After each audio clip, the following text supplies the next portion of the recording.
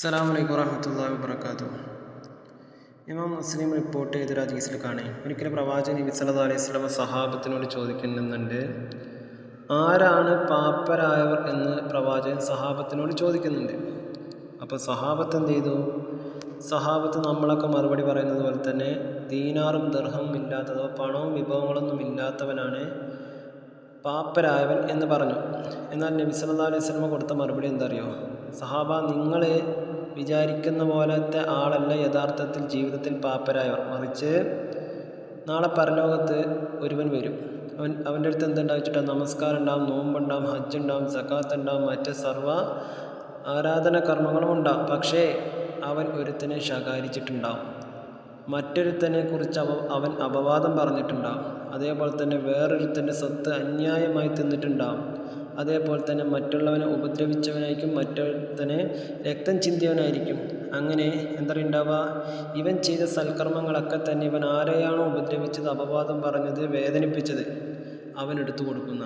അങ്ങനെ അവസാനം അവൻ്റെ ആ കടം തീരുന്നതിന് മുമ്പ്, അഥവാ ഒരു മനുഷ്യനെ വേദനിപ്പിച്ചു, ആ മനുഷ്യൻ്റെ മനസ്സിൻ്റെ വേദനയ്ക്ക് തത്തുല്യമായത് അവന് കടം വീട്ടാൻ സാധിച്ചിട്ടില്ലെങ്കിൽ എന്തിനുണ്ടാവുക?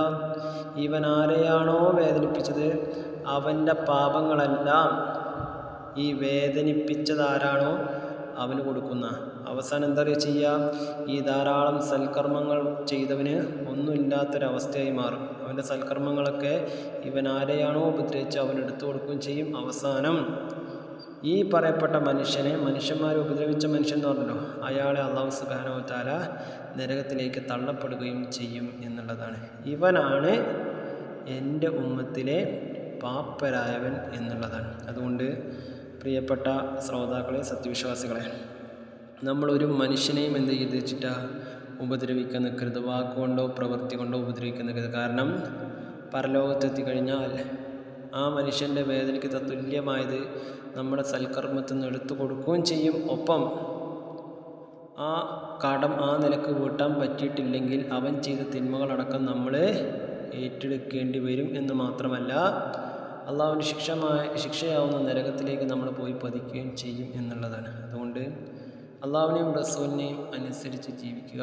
നാം നമ്മെ അനുഗ്രഹിക്കുമാറാകട്ടെ.